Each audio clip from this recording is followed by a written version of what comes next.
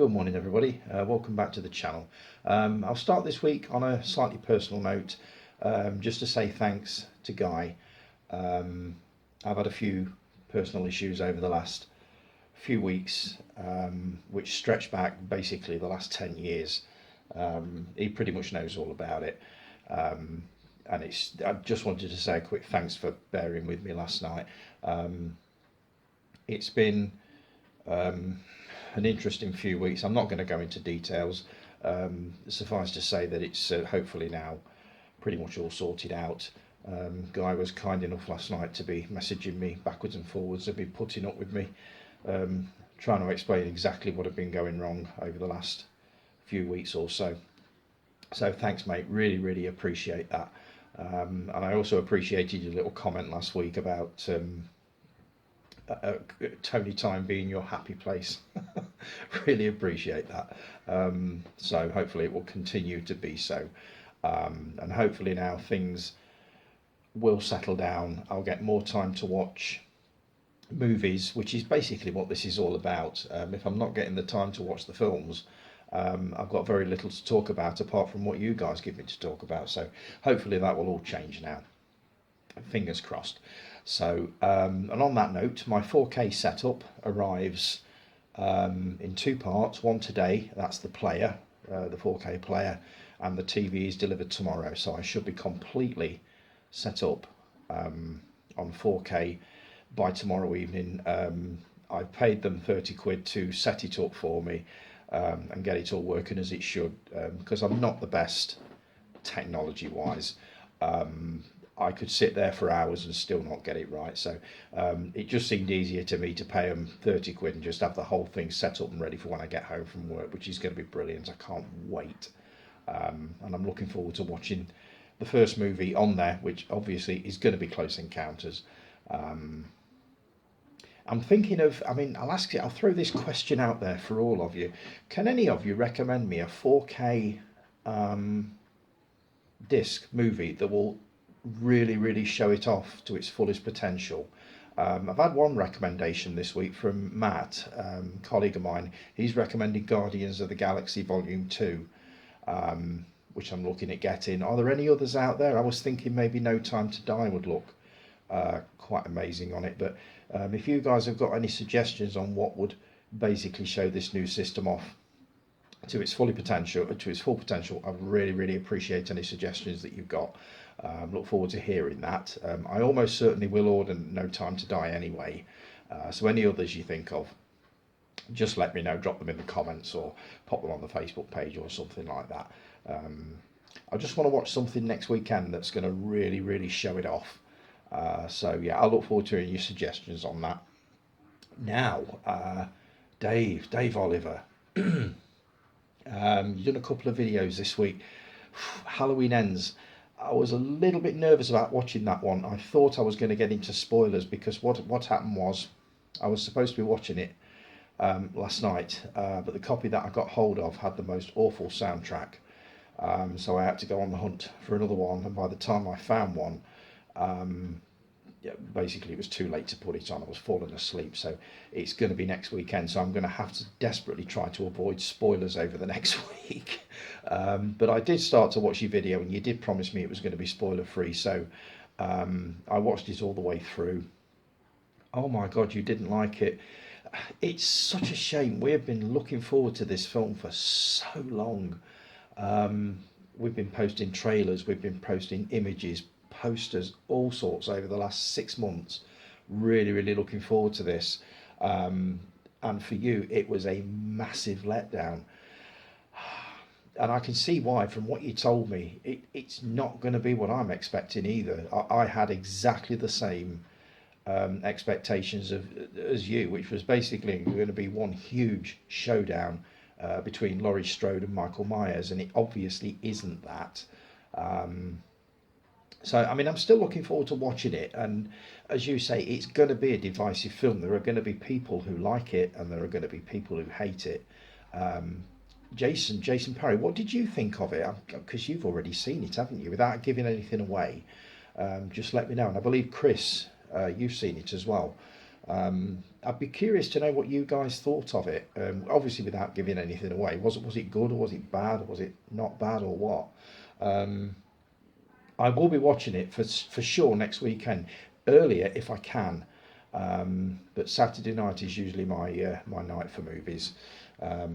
During the week, I can't normally stay awake longer than about an hour, so it's mostly series that I tend to watch during the week. But um, it's such a shame that you didn't like it, Dave, after the huge, massive build-up that we've had to this movie for months now, and for it to be that much of a letdown.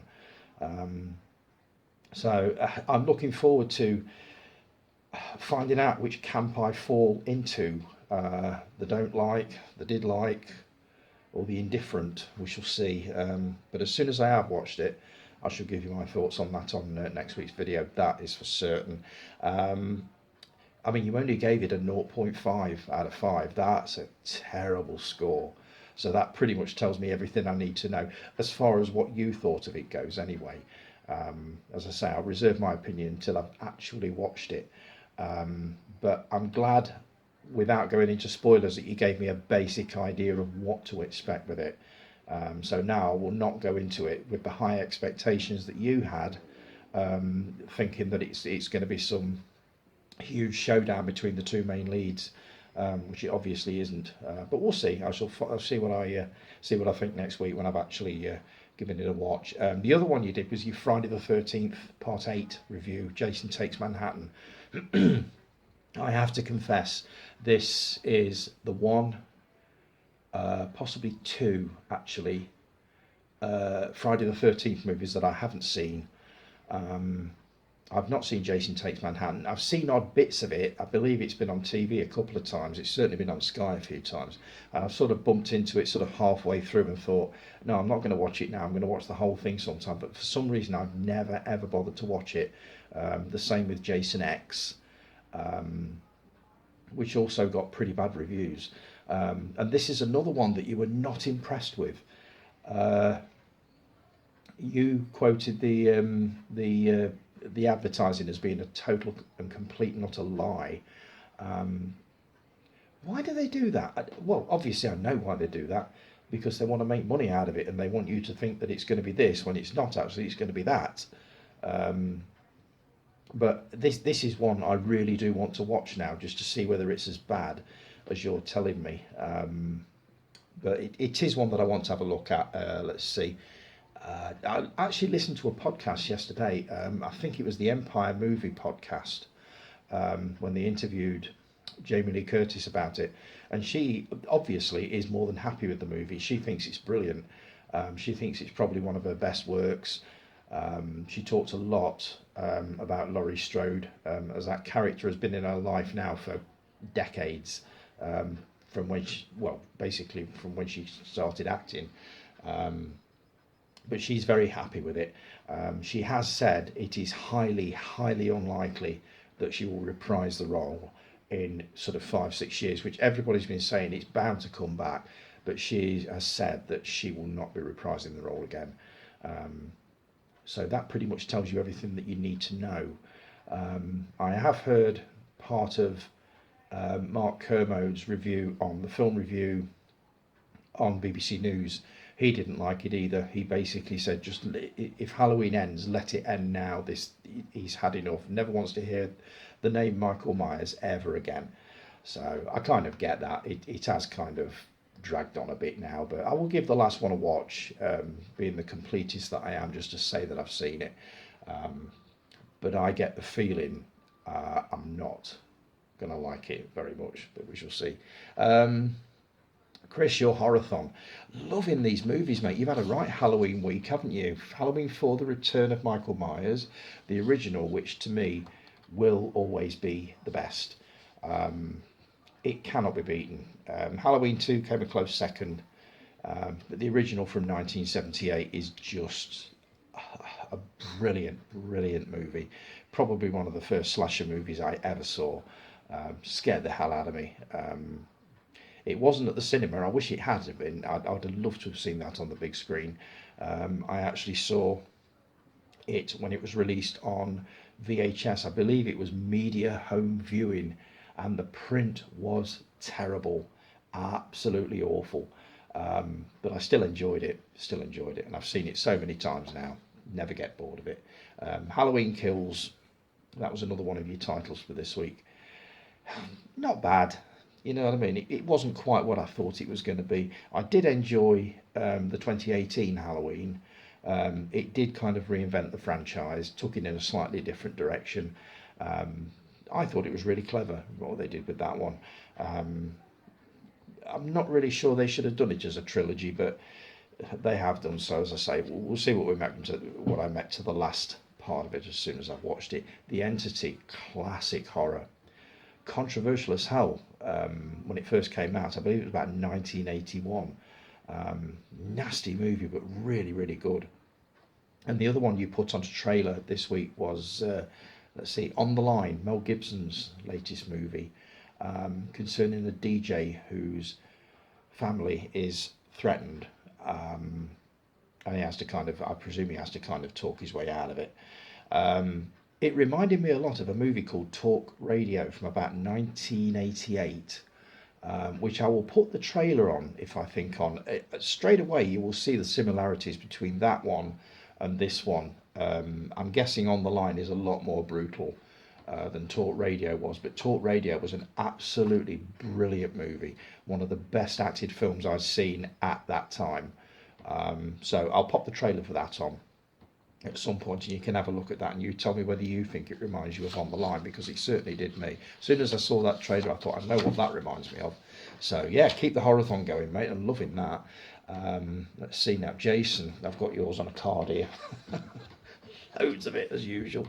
The remakes, reboots and rehashes, loving these. The Fog, you say you've tried 3 times to watch it, the original, but it didn't work for you.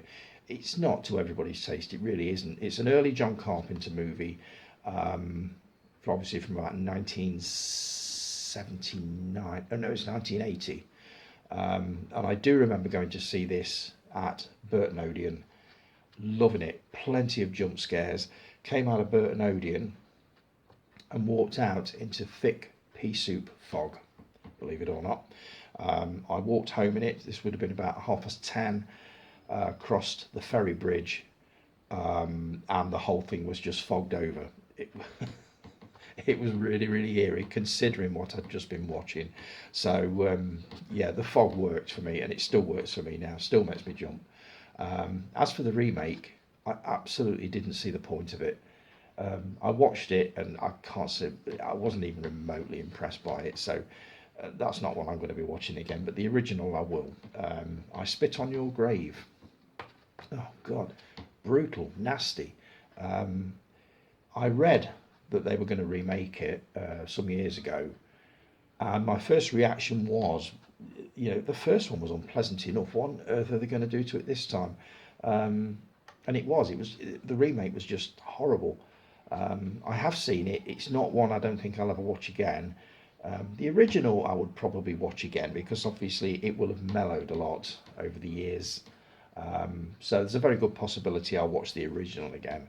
I believe it's getting a 4K release very soon, so that might be the format to watch it on, to sort of reintroduce me to that one. But yeah, it's a nasty film. The Hills Have Eyes, same again. I was too young to go to the cinema when this one came out. I'd have been about 16. But I worked at a place where quite a few people had been to the cinema to see it and said that it was terrifying, it was scary, it was nasty. Obviously I found that out for myself a few years later. But obviously, I mean, it's a Wes Craven movie, so you pretty much know what to expect now. But I believe after Last House on the Left, which is coming up in a bit, that was one of his sort of very early films. But I enjoyed the original a lot. The remake, I didn't like the second one. The first one I just thought was way over the top with the gore, the brutality, the nastiness. I probably would watch it again, but probably sort of like that most of the time, and you know I am. But given the choice between the two, I'd rather watch the Wes Craven original anytime. Prom Night, classic slasher movie. um, it came hot on the heels of Halloween and Friday the 13th. In fact, I think it was released in the same year as the original Friday the 13th, and I really enjoyed it. I think Leslie Nielsen was in that. And was it Jamie Lee Curtis was in Prom Night? I'm fairly sure she was, but I did enjoy that one. As for the remake, I watched it once and it was just completely unmemorable, which is basically, I can't remember much about it at all, so that's not a good sign. But the original, I've seen quite a few times and I always enjoy it. Alien, I think we've talked about this one before. Seen the original, seen Aliens, Alien 3, and Alien 4. Beyond that, Covenant, Prometheus, and all that I haven't seen, but I've got them all on Blu-ray, so I will be catching up with those at some point. Poltergeist, total classic from 1982, directed by Tobe Hooper, who made the original Texas Chainsaw Massacre. I'm trying not to tap the card on the desk, Jason. I'm sorry. It's force of habit. But yeah, the original, total classic. The remake, again, not bad. But again, it's one of those that I couldn't really see the point of it. But not bad if you want to pass a couple of hours. Carrie, the original, the Brian De Palma original from 1976, all the way. I have seen the remake. They've remade this 2 or 3 times. I've only seen one of them. I can't say I was overly impressed because they basically tried to copy the original. I can't really see the point in doing that. But the original, absolutely superb. Seen it loads of times, never get bored of it. Last House on the Left. This is another example of why remake something that was brutal as hell the first time round, and how could you possibly make it any worse? I think the remake was a lot glossier than the original. The original had a real sort of homemade, amateur sort of feel to it. This was Wes Craven's debut, and you could certainly see in which direction he was going. It's hard to say that I enjoyed Last House on the Left, the original, because it was so horrible. It's one of those movies that leaves a real nasty taste in your mouth after you've watched it. You do feel a little bit grubby. But the remake was okay, not too bad. Maybe look at microwave ovens in a different way. But yeah, loving the remakes, mate. Keep them coming. There's a couple that I'm waiting for. I'm not going to mention what they are, but there's a couple I'm waiting to see whether you turn up with those. You've watched a few movies this week. God, do you know what? I wish I could watch movies at the rate you do. Hopefully now I'll be able to catch up with you a bit. Let's see. Old Man. You didn't like that one at all. I mean, I've not seen Don't Breathe, but for some reason it reminded me of that. Is the geezer that played the lead role the same man that played the house owner in Don't Breathe? Because the way it looked on the trailer, it looked very similar to me in style, plot, and all that sort of thing. I've got here Halloween Ends. Did you like it? I think I've already asked this, but I'd be very curious to know what you thought of it. 12 Monkeys. Oh my God, you didn't like it at all, did you? Now this is one that I really do want to see. Now this, I mean, it got 16 comments. There were loads of them, mostly between you and Guy. I think Jason Kerr, I think you put something on there about it. It is one that I want to see. I'm guessing that if you hated it, chances are I'm going to absolutely love it. But we shall see. I need to dig that one out and have a go at that one without a doubt. All I know is it Brad Pitt that's in it? Is it Brad Pitt? Can't remember. But I know it's a Terry Gilliam film, so I'm going to get something out of it because I love Gilliam's movies. So I will give that a go, but I know that you hated it. Lake Placid. Love that movie. You watched it last week, I think. Absolutely love it. Perfect blend of comedy and horror, and that is a difficult thing to pull off. Normally with horror comedies, they're horrible but not funny, or they're funny but they're not horrible, and very rarely do they get the blend absolutely right, but Lake Placid did that, and that's mainly due to Bridget Fonda and Bill Pullman, who were just superb in this. Shocker. This is another Wes Craven movie. You didn't like it. I saw it many years ago and quite liked it. I think that's one that I need to revisit at some point to see whether it's as good as I remember it being. I get the feeling it probably won't be, but we shall see. And you also put that video on of Michael J. Fox. The saddest thing, it really is. That is such a cruel disease. Parkinson's, I believe he suffers from. And the poor guy is just a complete wreck. It's just the saddest thing, and it's such a shame. When I watch him I watched him very, very recently in Back to the Future 1 and 2, and to think of him, or to see him in the state that he's in now, a mere 30, 40 years on, it's just tragic, absolutely tragic. But the man is a legend. He's dealt with this so well, better than most people could ever deal with it. But he's done it all in the public eye, and his family and his friends, everybody must be so proud of him. But it is the saddest thing, it really is. So that's you sorted, Jace. Dave Lowe, you put the trailer on for a new James Wan movie called Megan.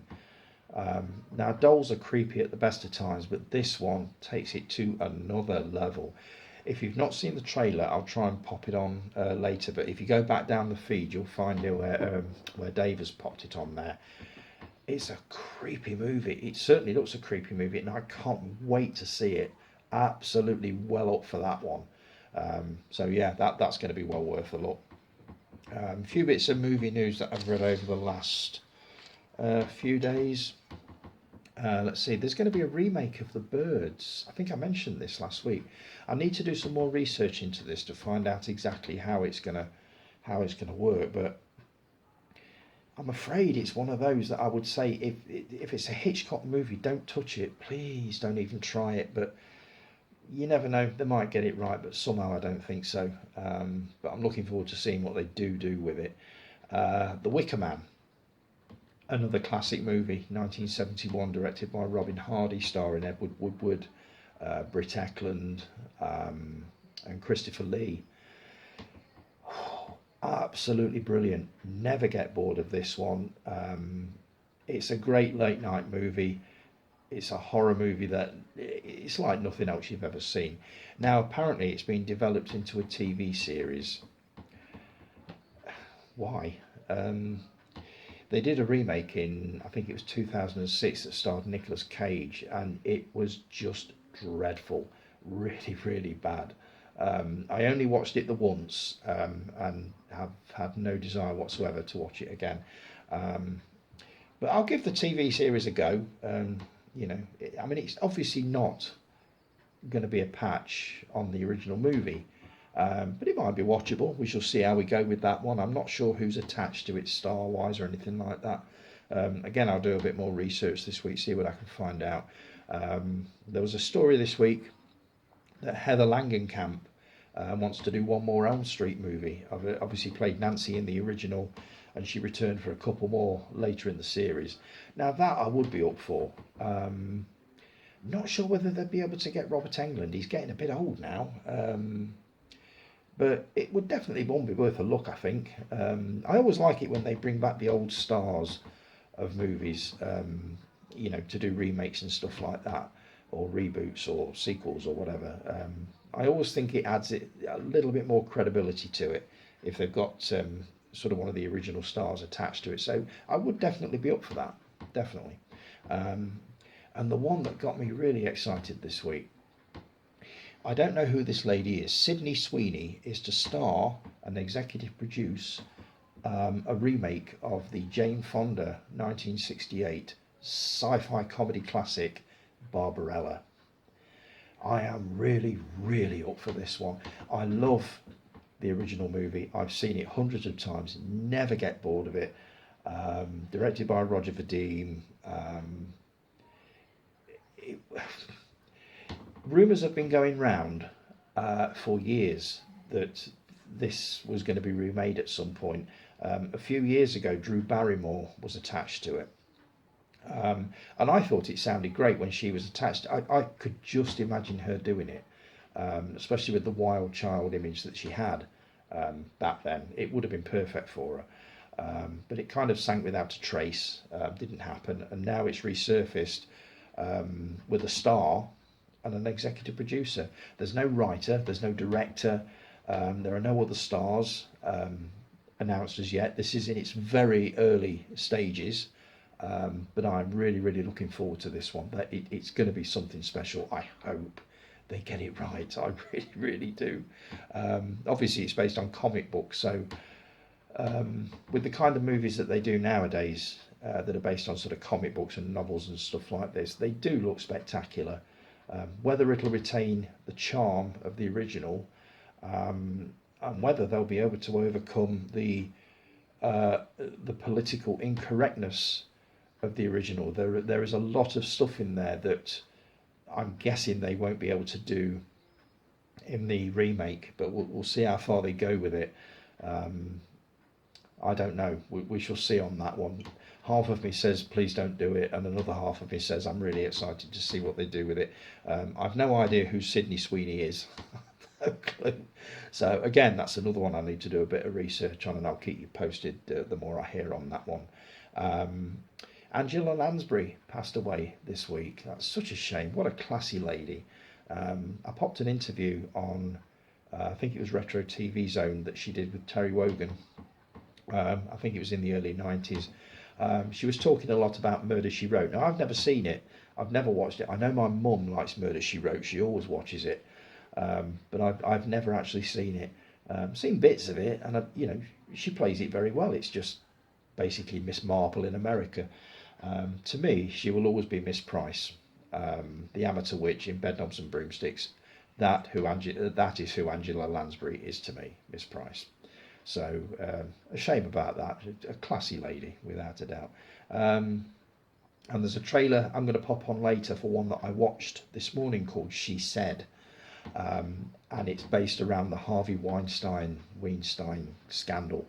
And it looks really, really good. It's based around two reporters, two lady reporters who break the story, and it has real echoes of the Woodward and Bernstein when they exposed the Watergate scandal, and obviously they were played by Dustin Hoffman and Robert Redford in All the President's Men, which was a magnificent film, superb. Made in 1976. If you've not seen it, please check it out. It is brilliant. And this movie, She Said, looks very similar in style. They work for the New York Times as Woodward and Bernstein did. So I'm really looking forward to seeing that, and I will try and pop the trailer on a little bit later so you'll get an idea of what it's like, but it looks really, really good. A cracking drama. So, right, coming up to 28 minutes, I'm going to call it time on part one, and I'll be back in a few seconds with some more for you. Back in a mo.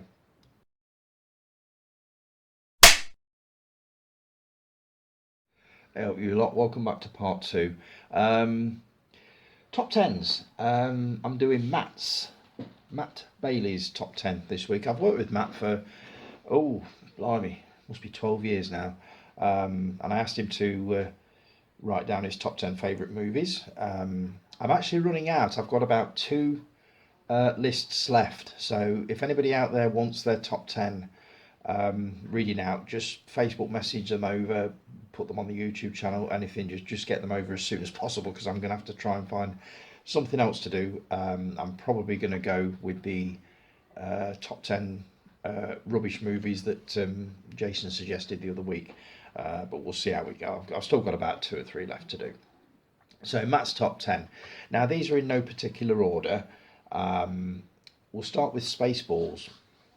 Now I love Mel Gibson's movies. Blazing Saddles, for obvious reasons, is one of my favourite comedies of all time. I loved High Anxiety, which was his sort of piss take of all the Hitchcock movies. And also A History of the World Part 1 was absolutely superb. I haven't seen The Producers, have to admit, but I really do want to have a look at that one at some point. But Spaceballs I have seen a long time ago. Thoroughly enjoyed, really enjoyed it. Classic Mel Gibson. Oh, here comes the dog. Classic Mel Brooks is what I'm trying to say. So yeah, that's one I would definitely watch again. Toy Story. Oh my God, I'm ashamed to say I've never seen it. I've never seen Toy Story. Not a massive fan of animated movies. I've never seen a Pixar film.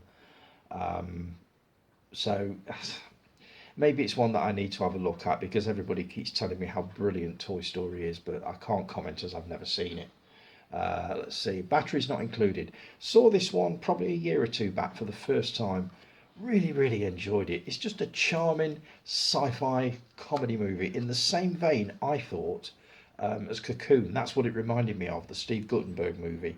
Um, so yeah, really enjoyed Batteries Not Included. I believe Spielberg was attached to that one. Explorers. This is another one I've never seen. I know who's in it. Ethan Hawke is in it. River Phoenix is in it. And two other kids that I'm not familiar with. I can't comment on it because I've never seen it. But again, this is supposedly a classic 80s movie. And it is one that I need to take in at some point. So whether that's going to be the one that I take from this list to have a look at, because I do, every top 10 that I read out, as you know, I do tend to take off one movie and watch it, usually something that I've not seen before, just to see why the person thinks it's so brilliant. The next one, Dogma. I don't know much about this one either. I know it's a Kevin Smith movie. I know it stars Matt Damon and Ben Affleck. And don't they play angels or something like that? Now I will be starting to watch the Kevin Smith movies at some point soon. I need to get onto that. Now that Clerks 3 is out, I need to watch Clerks, the original, and also Clerks 2. So I might as well follow it up with the original because with the others, because he's not done that many movies, so it shouldn't be too difficult to catch up with those. But I've never seen Dogma, so I can't comment on that one either. Short Circuit. Again, this is an 80s movie that it took me many, many years to catch up with. I think the first time I saw it was about 2 years ago. Really, really enjoyed it. Cracking, perfect sort of Saturday afternoon, rainy afternoon entertainment. Perfect 80s. Little Shop of Horrors. I remember this one being in the video shop when I worked in there. It hardly ever moved. I didn't watch it. Rick Moranis and Steve Martin, I believe. It's a remake. For those of you that don't know, I think the remake was a Roger Corman movie from 1960, and I think it starred Jack Nicholson in an early role, if I remember right. But I've never seen it. I know there's a lot of musical numbers in there.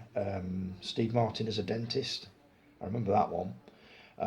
But I've never seen it. I just remember it being in the video shop, and it hardly ever went out. So whether it just wasn't popular or people weren't bothered about it, I don't know. But that's another one that I could take off this list and have a look at. Next one, The Goonies. If you had to typify what the 80s were, The Goonies would probably be the movie that you would pretty much quote. This is another one that I'm ashamed to say it took me over 30 years to catch up with. But it was one of those movies that every time I mentioned The Goonies and the fact that I hadn't seen it, it was like, what? How can you have gone through the 80s and never seen The Goonies? So maybe a year, possibly two ago, I did actually watch The Goonies and thoroughly enjoyed it. My biggest regret is that it took me 35 years plus to actually get round to it. But yeah, brilliant 80s movie. Next one, Close Encounters. I can't say any more about this than I've already said. It is quite easily my favourite movie of all time. It's going to be the first movie that I watch on my new 4K setup, which should be tomorrow. To me, it's just the perfect movie. I loved every second of it. I got to admit, I didn't get it the first time round when I saw it at the cinema. Certain aspects of it went over my head, so I went to see it again, got it, and basically went to see it. I think I saw it something like 15 times in 3 weeks. This was in the days when I used to do stuff like that, and I could watch films over and over again. I don't tend to do that now, unless it's classics like this one. Once I've seen a movie, that's it. I don't usually watch it again. It's got to be something really special to get a second viewing. But Close Encounters, I've probably seen that, along with Saturday Night Fever, more times than any other. And we are way into double figures here. with that one. Flight of the Navigator. Yet another 80s movie that I hadn't seen up until probably about a year ago. Really, really enjoyed it to the point where I actually bought it on Blu-ray because I know that I'm going to want to watch that again. If you want to watch something a little bit different, try a movie called Life After the Navigator, which basically follows what happened to the stars after filming had stopped, and what's been happening to them over over the decades that followed. It's a fascinating documentary. It is tragic when you realise what happened to Joey Kramer, who played the kid, David. I can't remember his second name, but he had a tragic few years. If you get the chance to watch it, it's called Life After the Navigator.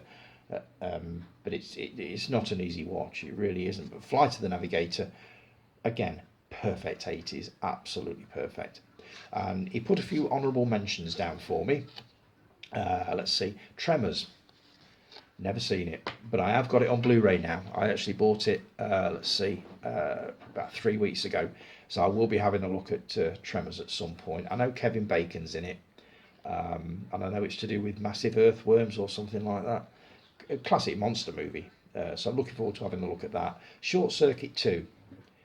I don't think I've ever seen the sequel. I need to track that one down and have a look, because a lot of people have told me that this is a classic example of the sequel being as good, if not better, than the original. So I do need to track that one down. Grabbers. I'd never heard of this.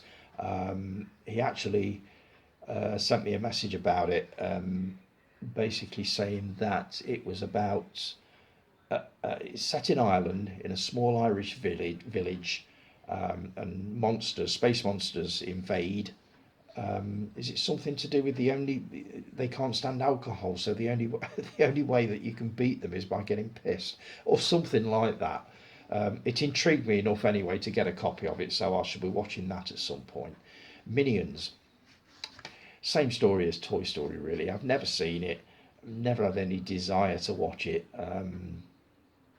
I see odd bits of them. I mean, usually bank holidays when I'm working, they're normally on the big screen TV in the canteen at work, and I'll sort of watch odd bits of it and think, that don't look bad.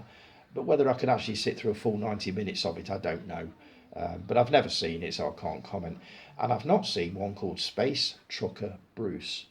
But I really do want to see it. It's a low budget sci-fi, very, very low budget, I understand. It's got a cult following. The special effects are apparently dreadful, but it's got quite a decent story behind it. Now, I'm a big fan of what you would call independent cinema, as you lot will pretty much know. So this falls into that bracket for me, and this is one that I definitely want to have a look at. I've seen odd little bits of it because I had a look at the copy that I've got just to make sure it looked okay. I'm not sure the acting is up to scratch, but I don't think it's meant to be. I think it's just one of those movies that is just amateur, and that's how it's supposed to be. So I'm really looking forward to that. I mean, when you can compare it to some of the movies that I've been putting on just recently, and we had this discussion a few weeks ago, I can't help the fact that I enjoy what other people would term as really, really crap movies. I put a double bill on there last night that I would love to watch, and I will watch it at some point, which is obviously Attack of the Killer Tomatoes. Can't even say it without laughing. A Return of the Killer Tomatoes. These are, again, low budget, sort of exploitation type things. I need to watch them to explain exactly what they're about. I get the feeling it's going to be one of those that does what it says on the tin. So when it says Attack of the Killer Tomatoes, that's exactly what it is. But I can't help having a liking for these movies. I put a trailer on earlier this week for a movie called The Incredible Melting Man. It sounds ridiculous. It was released in, I believe, 1977. And I saw this at Burton Odeon on a double bill with a movie called The Savage Bees, which was a much lower budget little brother of The Swarm, the Owen Allen movie. And The Incredible Melting Man, as I say, it sounds ridiculous, but it's a really nasty, brutal, gory movie about an astronaut basically that flies too close to the rings of, I don't know if it's the rings of Saturn or the rings of Venus, I don't know what it is. But he comes back to Earth and basically starts melting and turns homicidal. As I say, it's a brutal movie. If you've not seen it, I would highly recommend it. The makeup work was done by Rick Baker, who did the makeup effects on an American Werewolf in London. So that gives you a rough idea of what you're in for. But that's the kind of movie that I still enjoy watching, stuff like that. Sort of low budget exploitation, sci-fi movies. And I can't help it. I know you guys think I'm bloody crazy for sitting through stuff like that, but I will be watching Rubber, the one about the killer tire, at some point. I will be watching Velocipasta, which I think I talked about a few weeks ago. That's one I want to watch. I wouldn't mind another look at the Incredible Melting Man. I would love to think that that's going to get a 4K release. I'm sure I've heard whispers that it's going to get one. That's almost certainly one that I will invest in, because I'll bet that looks absolutely glorious in high definition. But yeah, I can't help liking these rubbish movies. It's just in me to watch them. Same as independent cinema. I know a lot of you out there don't like sort of subtitled art house movies, and some of them I don't. I've watched quite a few that I thought, what a load of pretentious art house nonsense. Mainly, well, a Jean-Luc Godard film called Weekend. That's a prime example. What an absolute pile of donkey poo that was. But a lot of people consider it to be an absolute masterpiece. I thought it was a load of crap. So I don't like them all, but I do like a bit of independent cinema every now and then. I've never been one for like watching endless blockbusters. I don't mind them occasionally. It took me years to watch Die Hard. I basically put it off because I don't like movies like that as a rule. And when I watched it, I thought, wow, that was absolutely brilliant. Why have I not watched that before? So it doesn't always follow, but I do like the blockbusters. But I'm afraid you're going to have to accept the fact that I do like to watch what you would consider to be rubbish movies as well. So, right, that's Matt's top 10. Let's see, which one am I going to take off this list? The dog's going to go crazy now. No. I'm probably going to take, there's quite a few on here. I'm going to watch Dogma, Explorers, possibly Little Shop of Horrors, Space Trucker Bruce, definitely going to have a look at that one, and Grabbers, and I will try and track down Short Circuit 2 and Tremors, which I've got on Blu-ray. So normally I pick one, but I can't pick one, so I'm going to go for all of those probably. Right, what have I been buying this week? Let's have a quick look. Start with these Blu-rays. Right, I really am going to have to ease off on buying these Blu-rays. I keep saying that I'm going to stop buying so many. I've got so many. You'll understand this, Jason. They just build up and build up and build up until you end up with a room full, and I need to thin them out. I really, really do. But it's certainly not happening at the moment. I'm going through a bit of a 70s sci-fi phase at the moment, and that's what these four are. First one, Dark Star. This isn't even out the cellophane yet. This is a very early John Carpenter movie from about, I think about 1971 or 2, something like that. I don't know very much about it. Just to quote, it's a parody of 2001 apparently, Kubrick's movie. Let's see, it follows a warped intergalactic mission to blow up unstable planets.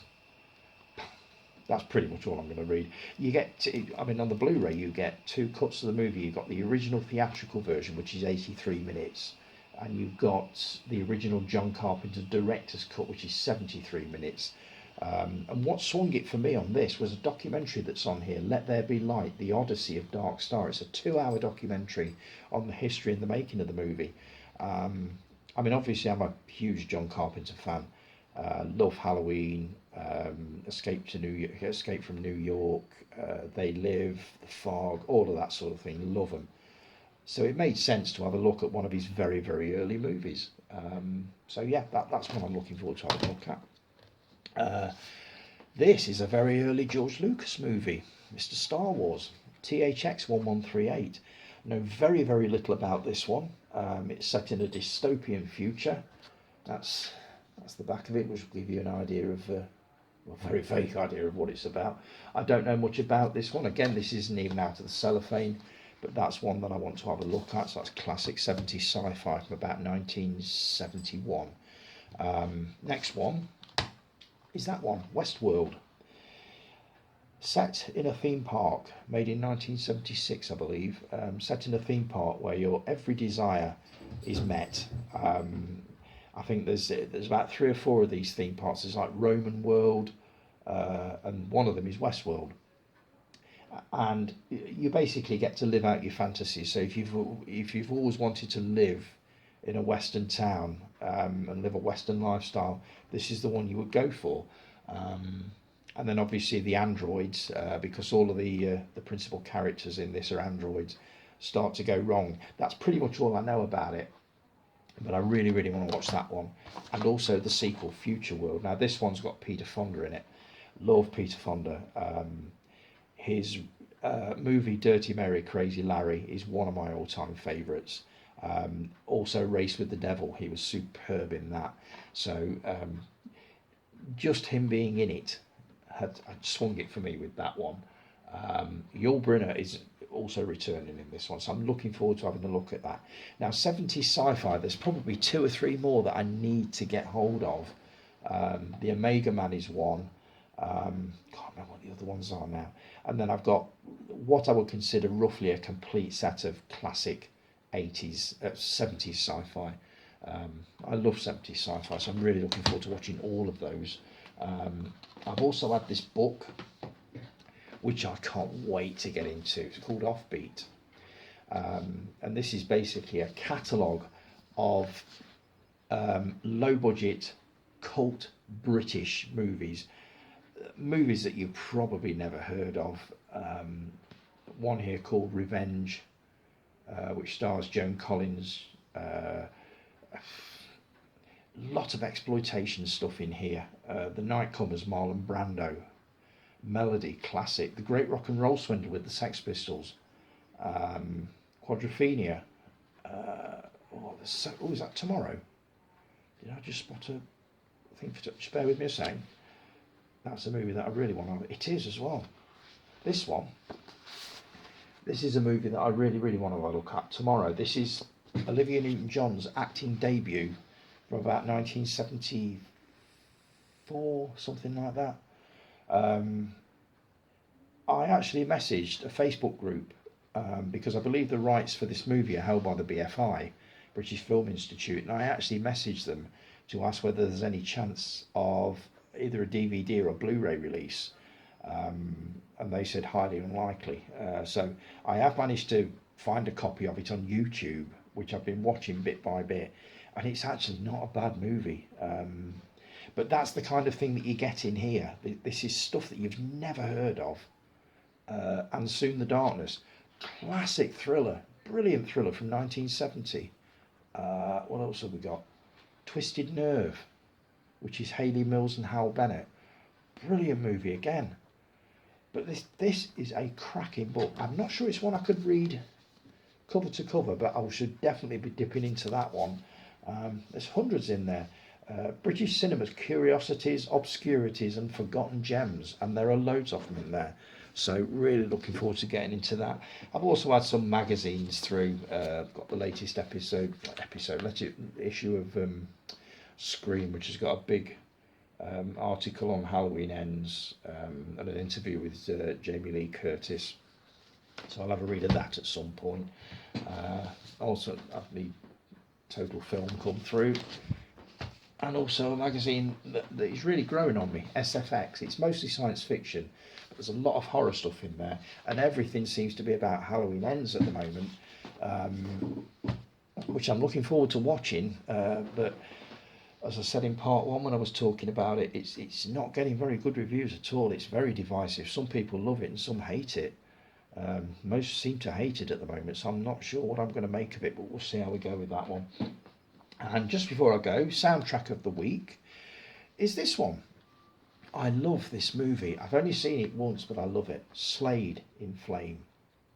And what you get with this one, you actually get, it's actually pull out like that, and you get the CD and the DVD. And believe me, the film is excellent. It's basically charts the rise of a 70s band played by Slade. They call themselves Flame. And it's kind of an expose of the music industry as it was in the 70s. Not a very nice place to be. But the movie itself is absolutely superb. Slade do really, really well in this. Acting wise, I felt they were all right. This is one of Mark Kermode's favourite pop movies. In fact, he calls it the Citizen Kane of pop movies, and you can see why. When you look at what else was about at the time, there was a movie which starred the Rubettes called Never Too Young to Rock, which apparently is pretty appalling. There was one or two others as well, and this stood head and shoulders above all of those. So yeah, that's my soundtrack of the week. That's the back of it. But if you get the chance to watch the movie, it's absolutely brilliant. I really, really thoroughly enjoyed that. So, right, that's pretty much it for this week, folks. Thanks ever so much for joining me. I'll be back again next week, hopefully with more news on those movies that I was talking about earlier, which I can't even remember. Oh God! Oh, the remake of Barbarella. That's the one I want to find out more about. But there really isn't any more news to be had on that one. It's in the very early stages of development. But I will be looking into the remake of The Birds and a few other bits and pieces that I mentioned. So hopefully you'll be able to join me next week. Thanks again for joining me today. If you've enjoyed the video, give me a thumbs up and also subscribe. That'd be amazing. Thanks again, folks, and I will talk to you all again next week. Have a brilliant week. Cheers. Ta-ra.